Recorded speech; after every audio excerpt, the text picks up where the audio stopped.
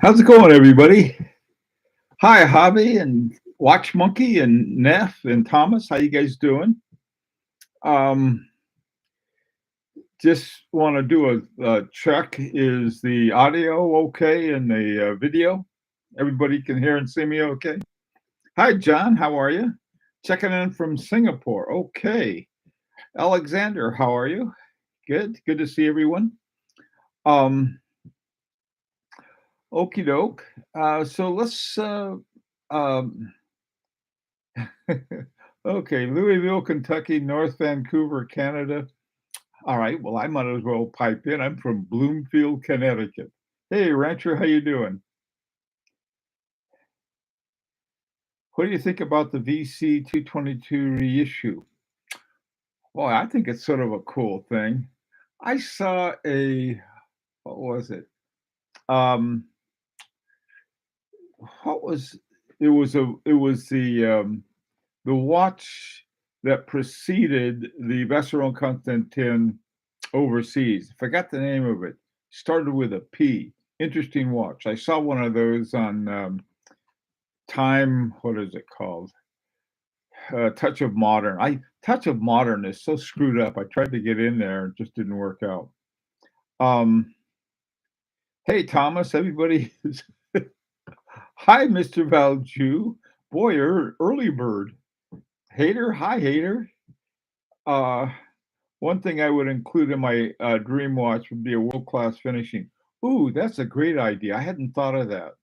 Um, that is a good one. Hey, Junior, Michigan. Boy, everybody is. That's sort of nice to see where everyone is from. Hi, Gilberto. How are you?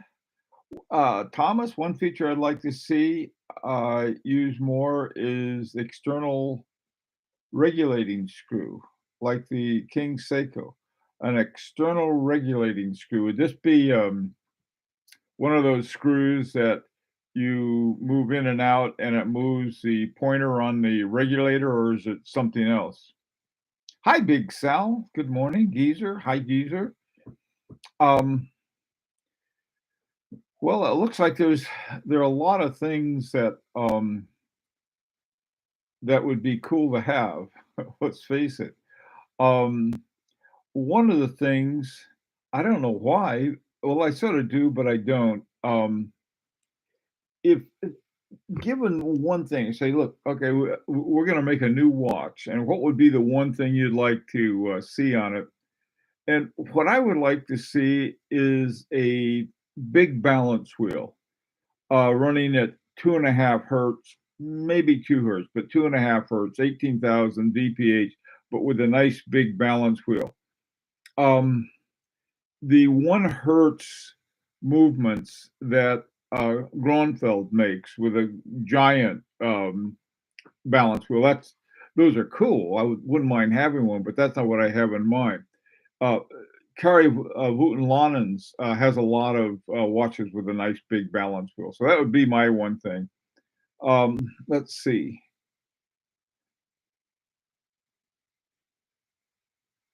Oh, okay, Thomas, that is interesting. It's a screw. Are there any watches that have that? Thomas has an interesting one. There's a screw located between the lugs that allows you to make adjustments in a curb regulator without opening the case. I think that would be a great idea. Um, I know you're not a fan of chronograph, but it's my favorite complication. I love to do to time. I was thinking of that. I was thinking some people would like regulars. So what if I don't like it? I mean, it's not for me. Watches are for us as individuals, not if you like something that somebody else doesn't like. In my case, I could care less because it's not for them; it's for me. And so those kinds of things, I think, are you know shouldn't matter. I'm not a chronograph fan, but I know other people are, and they enjoy them. So why? So why not? Um, okay, let's see what else you got. Hi, Indrajit. How you doing? I've never had a moon phase. That would be nice. Yeah, Junior, I've got one moon phase that works right. I have 2 moon phases. One doesn't work, and the other one now is working fine, but I have to keep it in uh, the winder. Otherwise, I have to reset it, and resetting it is a pain in the neck, and so I should have had one. Hey, John Chan, how are you? Um, I like to see more salmon, dish to choose from that I can afford. You know, Mr. Belgiu, that is something else. I don't have a salmon dial, and I would like one very much. The one that I there is one watch with a salmon dial, at least one, or actually probably more than that. But there's a Patek Philippe um, Gondolo before 2009.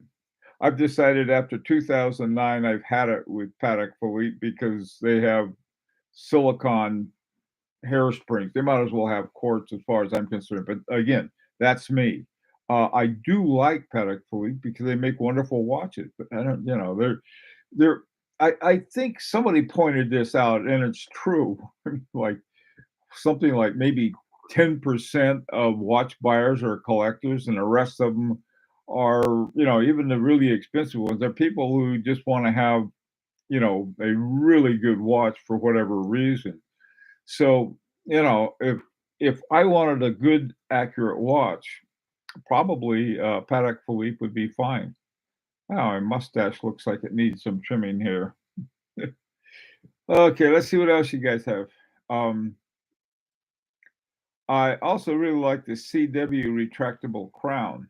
Yeah, that is a cool thing. There's a guy named David Cano who has these mystery crowns. That's his contribution. But it's a cool one too. You look on a watch and, how do you wind it? You look for a key, but you push a certain button and out pops the crown. You can wind it then. A gold movement. Those there one short answer to that is FP Journe. By the way, too, I don't know if you noticed this or not. This one has a gold. It's got gold plates and bridges. But I don't know if that's what you mean by a gold movement. But that that's a gold movement. He decided to put gold in there, but then he had a novelty for 2022 that was a new octa, and he said that the innovation was that it had a I don't know what some other kind of brass plates instead of gold ones. Hey, Thomas. Um, hey, Bobby Legs. How are you doing? Let's see. Traveling Nomad. How are you? From Sweden. How are things in Sweden? Hey, Stephen. A newbie. The only complication I like is a day date.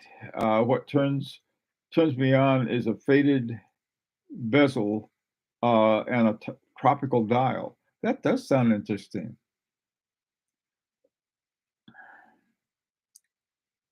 Dominic, is that what you had in mind when when you wanted a gold movement? A lot of a lot of movements have this one had a gold escapement, and they explained they put the gold escapement in so you didn't have to lubricate it, which, and given the amount of work that the escapement is doing, that's sort of a cool thing. Hey, Big Sal, I like to see more manual movements. Display the power reserve in the back. Power reserve in the back. I like that a lot too. H Mosers, both of my H Mosers have that. And the reason I like it, I like power reserve in the front too. But usually power reserve in the front takes up some of the real estate. This guy right here, one of my little, this guy, he's got it up there at, I guess that would be about 1 o'clock. It's hard to tell because these things show up backwards. At 1 o'clock, this one's got the power reserve indicator, and that's not a bad place. But I really like the ones in the back because then you can put anything you want to on the front. You don't have to worry about space. Hey, John. How are things in Miami? Oh boy, colored dials. Yeah. I tell you, I really wanted a green dial. If I ever get my my my Soprod project finished, I hope to have a green dial. Let's see. Sometimes engraved. Yeah. I think Dominic, a lot of the German watches have that. They have something that's sort of interesting. It's more like it's It's not a gold plating, it's a gold frosting, and there's probably a lot of similarities between the thing, but what they do, there's a special mixture of silver and gold, and they put it on, and it has sort of a um, rough finish to it. Hello from Hamburg, how are you? Hey, Abdul.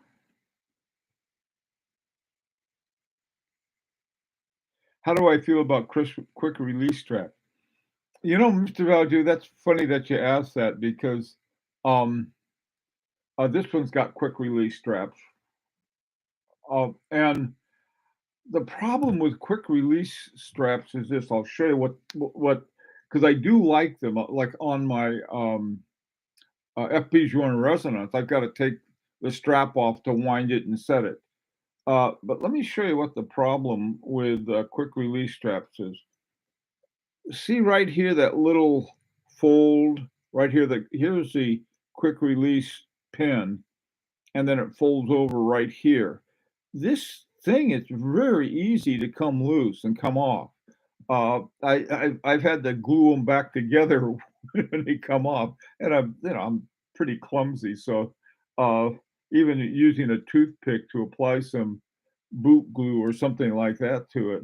Uh, that's the only thing I don't like about them is that those things they do tend to fall apart. German silver, Millicourt, Texas tea. Okay. Subdials. Subdials with um I think the complication I'd like in a watch would be a seconds zero mechanism to adjust time correctly. Ooh, that's a very interesting one. In other words, that you you shows the time you live in Germany, Abdul. Let's see.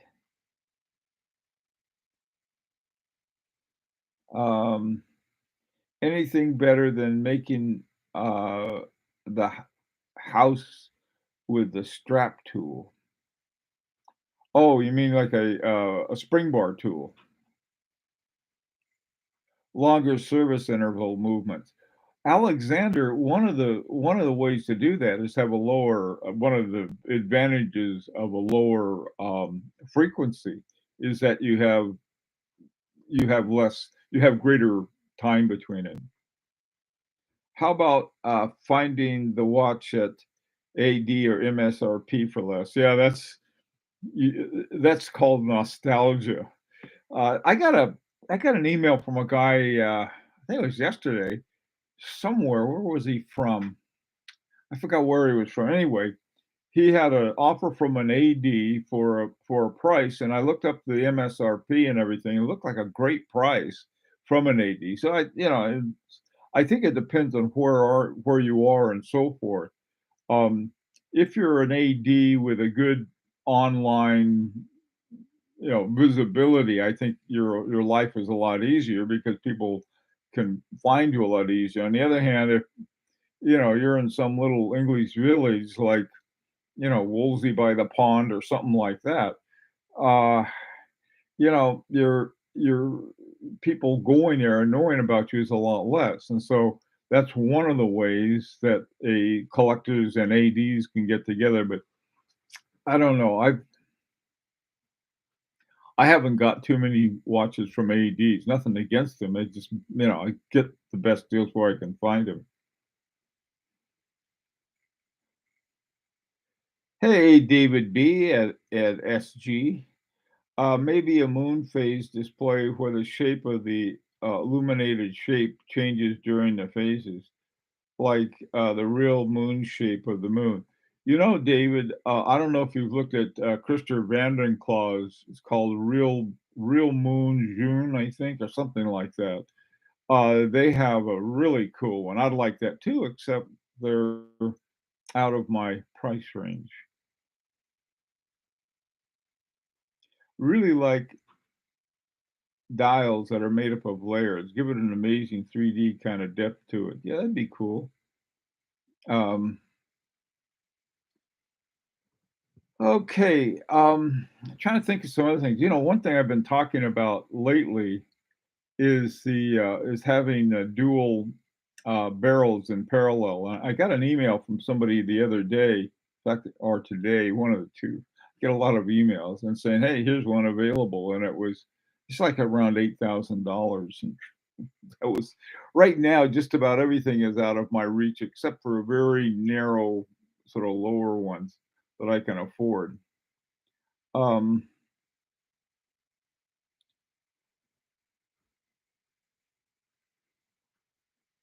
I like the marine chronometer layout. Ooh, I like that too. A marine chronometer. Mm-mm. I like gold frosted finishes on the back. Yeah, I this is that was the one I was mentioning with that Lang& and Heim have those. Probably some other German watches have it too. I don't know about Swiss watches. The only Swiss watch that I'm familiar with, doesn't anymore, is the FP Journe with the gold plates and bridges. But like I said, they just came out with it, Watches and Wonders, that one of the new octaves he came out with, one of the novelties, saying, well, it has here it is, but it has this ruthenium or something like that. I forgot what it was, and brass metal on it. Um, I think also there's a complication where the numeral subdial is under the dial, so the watch can show two time zones directly. Okay. What is your opinion on the Mont Blanc? Well, no, it depends on which one. Some of them are really cool. I think the ones with the Minerva movement seem to be have some of the most interesting ones, but there are a lot of interesting Mont Blanc. Some of them have ETA movements, and that's fine. But I think the more interesting ones have the newer ones have the Minerva.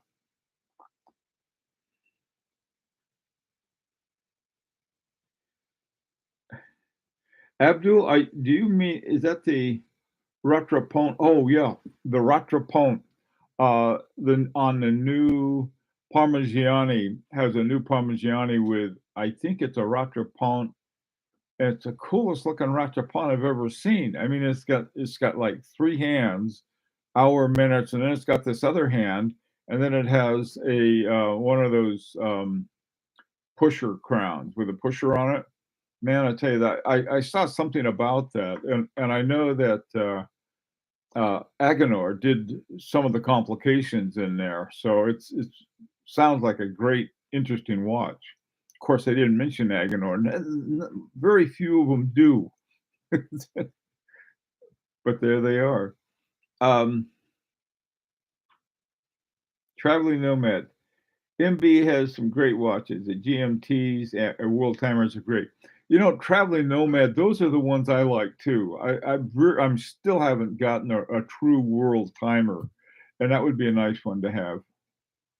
Um, a bit off topic, but recently got into marine chronometers. Yeah, that's not off topic. Marine chronometers are very cool. One of the coolest ones I've ever seen was the one by Rolf Lang.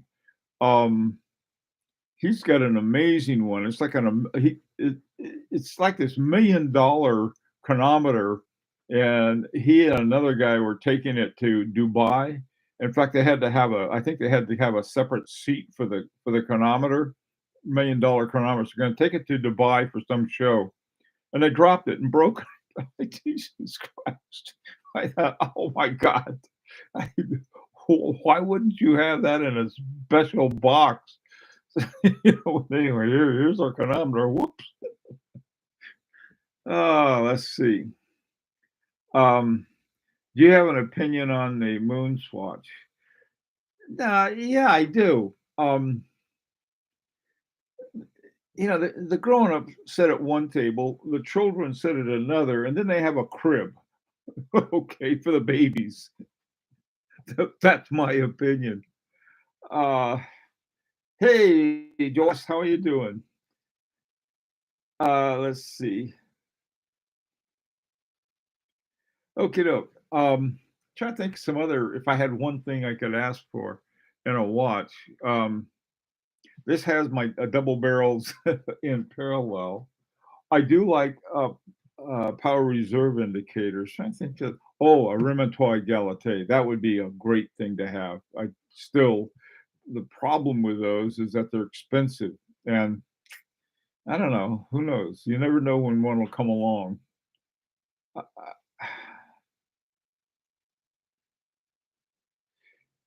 Interested in Tag Heuer using kinesi movements. You know, Joas, I think the big thing with Tag Heuer isn't going to be kinesi so much as it's going to be Carol Forster Kasapi, because she's the one, the award-winning watchmaker who brought Cartier into seriously good horology.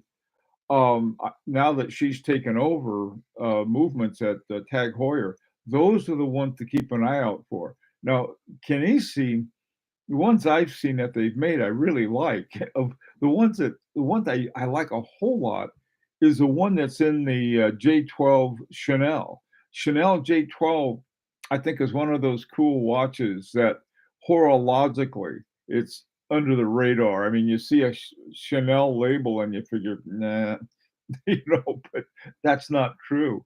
Um, they've got a lot of things. Most of them though are very expensive. The Monsieur, I think it's called a Monsieur Chanel with a Chanel one movement is that thing is amazing.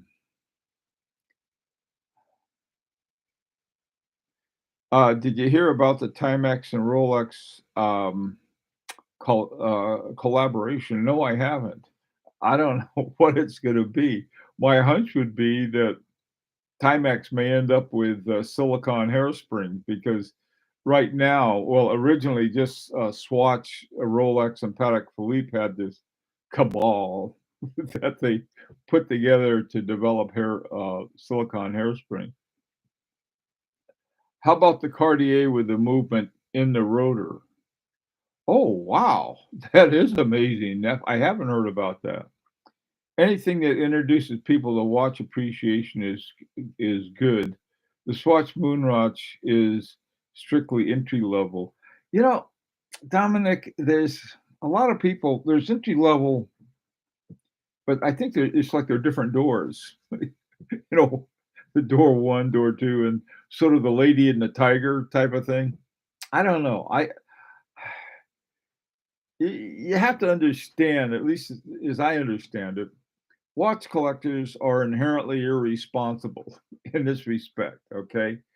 They like watches that are working with an archaic technology.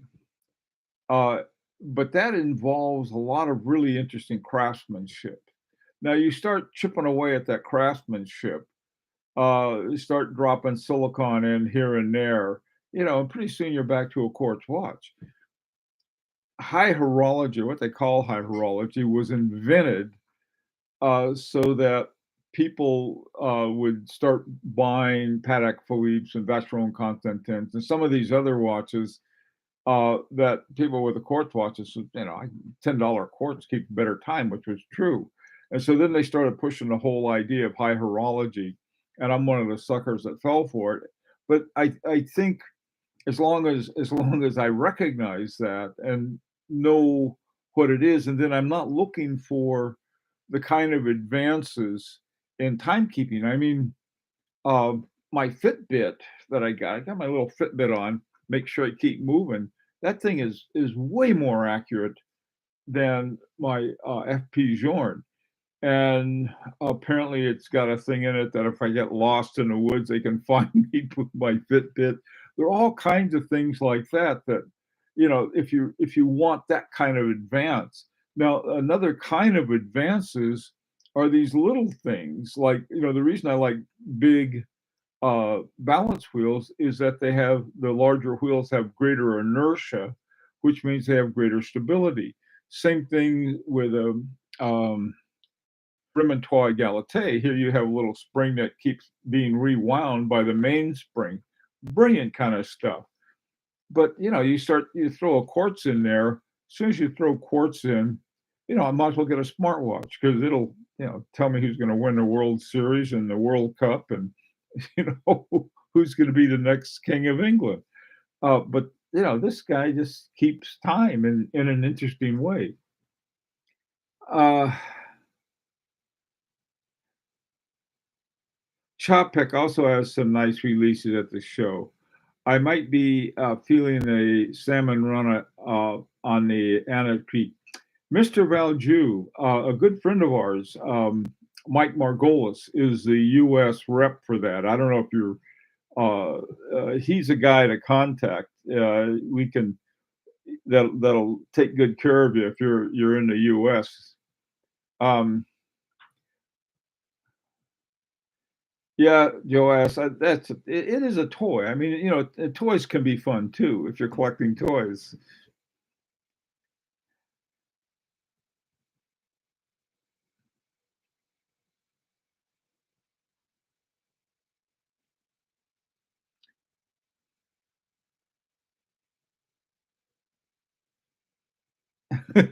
Yeah. Okay, Crappy. If you like it, you can keep it. You can. Never mind. All right. Gateway drug should be available. Moonswatch never was. Yeah. I mean, like, I think that Moonswatch is like, the hippies that used to, they thought the inside of a banana peel could get you high. I don't think so. Um,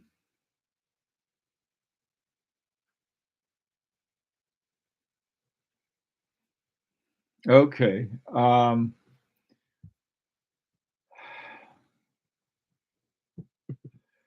Canadian watch monkeys talking about the Orient Bambino.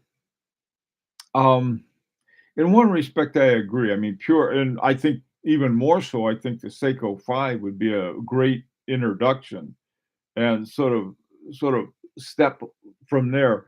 My uh my brother has one. He's starting off and he got a Seiko 5 and now he's starting to creep up. He's just watching. It's sort of like this. Here's your bank account. Here's your interested in watches, and they go just like this. Um, you know, Let me tell you another really great entry level watch. Just now that we're talking a little about entry level, and that is the Nomos Club. Nomos Club has got some nice, nice purely mechanical watches for getting started with. Hey, Koji, how you doing? I hear that the next uh, collaboration will be Casio putting a cheap Smith inside a plastic Steinway case. Oh, I'm sure that will get people interested in Chopin. Yeah, it could be. Uh,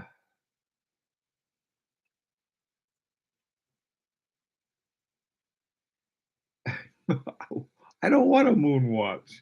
Not a, I mean a moon swatch. I don't know why. I know it's a big thing. I saw Federico was talking about him. It was like, he's going to be nice to him. It's sort of like having a lost puppy, like, but it's still a lost puppy. Okay, a couple of weeks when they are available online, everyone who overpaid for one will be trying to offload it. I think you're probably right, Abdul. 250 is more than enough for the watch. I don't know. Here's a better idea. Okay, let me bring out my long-suffering if you're going to look for a really good deal on a watch and you're really a watch collector, make your own. Make your own watch because you can make I think this one was like $100 or something putting it together. And I got all the parts from China. It's uh, 6497 clone, and it's got a big old let me see, where's the regulator? It's got a swan neck regulator on it. So, it's got, this is, for, if you want to get in cheap, this is a way to do it. But the reason for it is to learn something about watches and watch movements and how they work and everything. Rather than, some something. I mean, like if you want something that keeps good time, use your iPhone or your Android. That'll give you great time. Hey, Joy Lopez, good morning. How are you today? Nomos Ryan started me down the dark horological path. Hi, Cozy. There there are more watches that'll do that. Hey, Knowles, if you were to start in watch collection today, what would you start with? $500 or less? Let's see. Oh, I know. To me, the best watch that for watch collection that you can start with is a Tissot Heritage Petite. The Petite whatever, Petite Seconde. That is a great watch. Love that watch, and they're cheap and they're under $500. They're listed. I think the MSRP is 990 or something like that. I don't know anyone who bought one for that much. You can find them for around I don't know. I've seen them as low as $300, 350 that area. Hi, David B at SG. I wanted to get a Nomos, but I was told there's a 9 months waiting list. Wow, man. There are a lot of watches. There's all kinds of things that are holding things up. I see. Thanks, traveling nomad. Poland, Poland moi, Potala moi. Hi there. Okay, guys. The Seagull FBJ 1963. That's another good one. The 1963 is a cool one. These are for an inexpensive, purely mechanical watch. Uh, there are a lot of them available. Swiss, Japanese, Chinese, German. Oh, I'll have a story on Monday on a German watch I never knew existed. Um, pre-owned Frederick Constant. Pre-owned Frederick Constant, I think are a great deal. The only thing I've ever had against Frederick Constant is that they use gold plating. There's pure steel watches with no gold plating. Okay, let's see. Um, for 200 euro, a Seagull 1963 or Orient Seiko Citizen. A lot of, I mean, now they're good timekeepers and they're good collector's watches. And the reason I like the Seiko 5, it's got five different things that were first when the watch was developed in 1963, and it still has them. Um, anyway, anyone have an opinion on the new SBGW watches released by Grand Seiko over on WW? I don't know about those. I have to look at those. Hi, Chrono Unique. How you doing? Okay, I start with the Seiko Alpinist. Those are cool ones, Big Sal. I really like those green ones. How many watches do you have? I should more than I should. Okay. All right, guys. Well, listen. It's my time is up, and here's what I'd like to talk about this afternoon. If you have time at 4 o'clock Eastern Daylight Time, is that I'd like this. What we talked about is this one thing, and sort of like to talk about what would be the perfect watch. Um, you say, okay, and that would be affordable. I'll put that if you could find something. Say, okay, if you put this in it and this in it and this in it, this would be the perfect watch. Some I know it'll be a chronometer, that's fine. To me, I mean, a chronograph, not chronograph is something a lot of people like that I don't care for. Chronometer is something I think that value all the way around. Anyway, guys, take care, be safe, and if you're around this afternoon, drop on by.